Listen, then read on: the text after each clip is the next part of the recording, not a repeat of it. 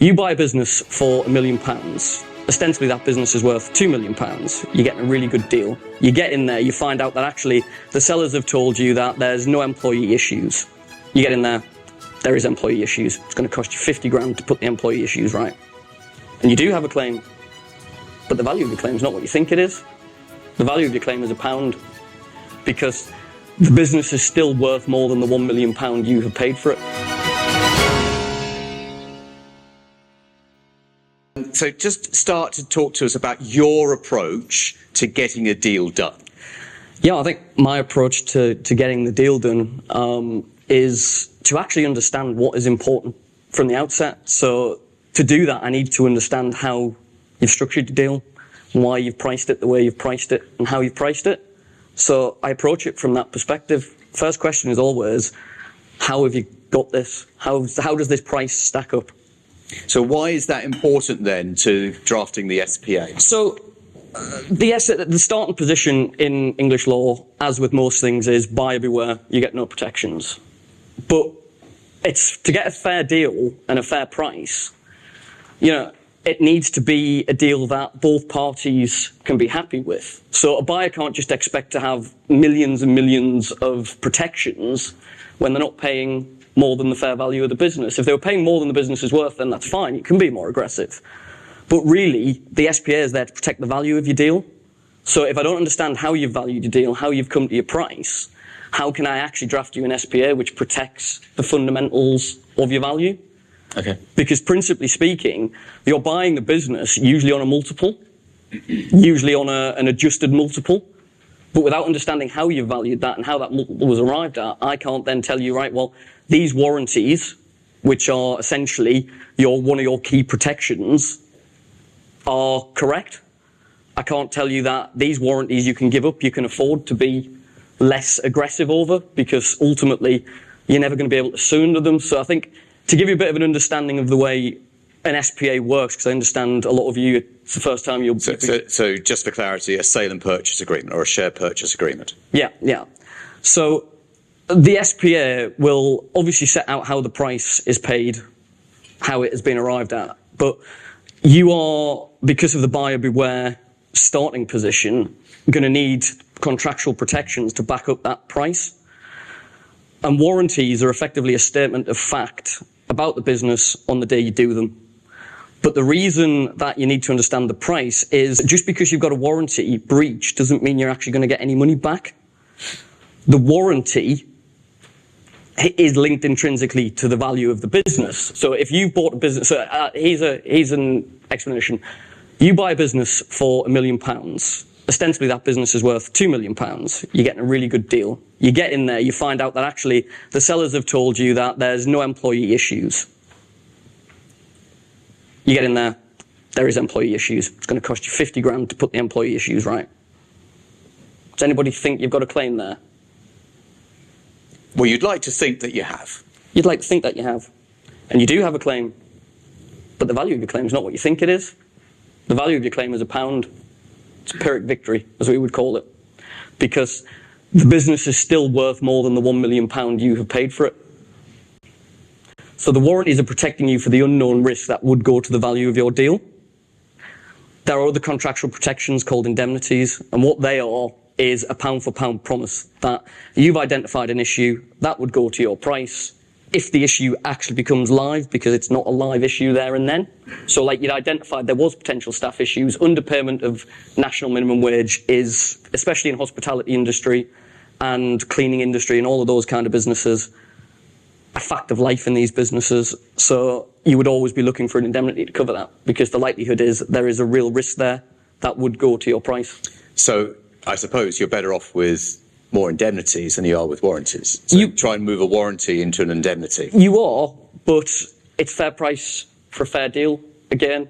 So unless you can say that that matter would have fundamentally changed the price had it been crystallised on the day, no seller is going to accept an indemnity for something which could be covered by a warranty. Because typically in this negotiation is the warranties and indemnities that take the longest to agree, isn't it? Yeah.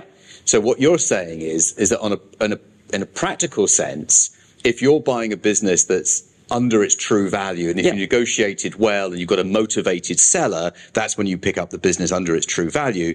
Then, in actual fact, those warranties and indemnities are somewhat hollow. Yeah, precisely. So what people like about Chris's very direct approach to getting deals done is that most lawyers will spend weeks, if not months, arguing over the warranties and the indemnities. But what Chris is saying is, if you're getting yourself a good deal to start off with, then there's no point wasting that time and incurring additional fees arguing about something that really has no commercial benefit to you in the future. Yeah, that's exactly it.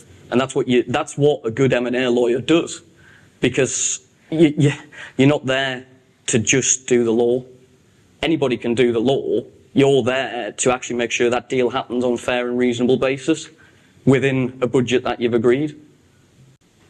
Yeah. Do you see where we're heading with this? See the very positive outcome that Chris achieves, because it's about being pragmatic and practical and commercially minded, not just setting the clock to run. You know that typically lawyers charge in a six minute increments, and you get up to 5.5 minutes, and you're checking your watch 5.5 minutes, and it goes into another few sentences, and before you know it, you've been charged for the next 6 minutes.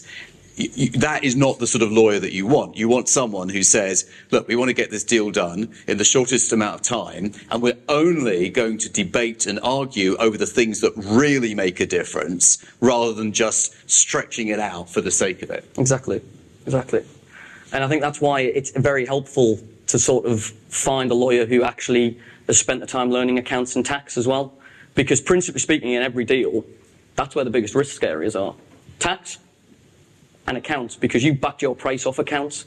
So if people don't understand the accounts, they're not going to understand how you've actually valued your deal properly. So do you typically work hand in hand with the accountant who did the financial due diligence? Precisely. And I think it's very important that your deal team are experienced. So one of the biggest issues you find on a deal is inexperience, particularly on one side of a transaction. So, we lost 2 deals last year because the lawyers on the other side, for all they said they did corporate work, they didn't. They were high street practice. They had no idea what they were doing. And when their client actually asked them to explain it to them one time, it was on a Friday, and we were completing on the Monday, and the deal fell over on the Friday, because once the seller actually understood what that deal meant for them, well, that wasn't a deal they were willing to do. So can you just explain what you mean by a high street practice? So a high street practice is typically, well, it sounds like on the high street. It's a single site office. It does a bit of everything. It'll do private. It'll do, PI. It will do a little bit of resi conveyancing, family law, and then it'll have a little bit on its website, but with no practitioners actually allocated to it, which says, oh yeah, and we do company law. We'll do business sales and acquisitions.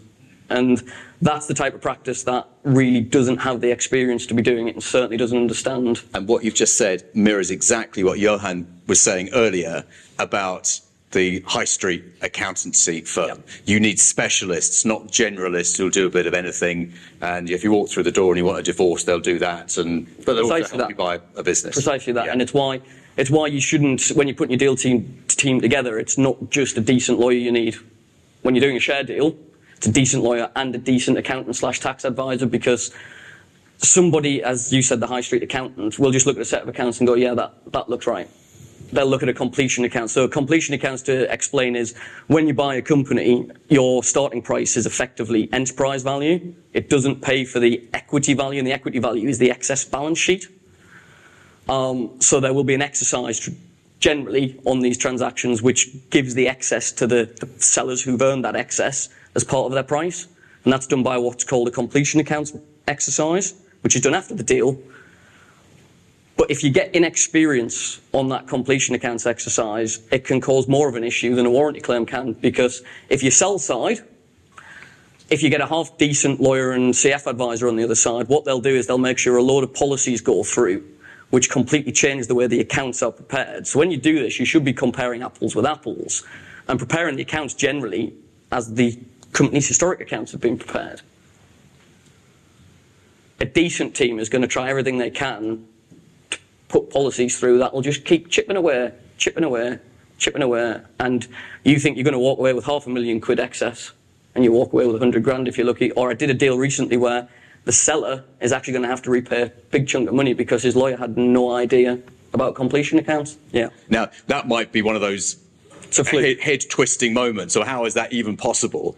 But that's why you need people who understand this more than you do at this stage. And to be fair, specialists will always understand it more than you do, who love doing this sort of thing and can then turn the completion accounts into something that works for you. Mm-hmm. Yeah. And obviously, you're not always going to get away with that because you will come up against experience on the other side. And in which case, that's fine because then the deal is the deal both parties think it is. But if you can get away sometimes with having inexperience on the other side, and they don't realise they're inexperienced, and the deal goes through, you tend to find you get quite a good return. We can tell that you enjoy this. I absolutely love it. Absolutely love it. What's the best part of the job for you? The best part is actually delivering the deal. When you know that something you've done is actually going to put them in an even stronger position than they were in to start with, you do sit there going, I've done all right there. I've done all right.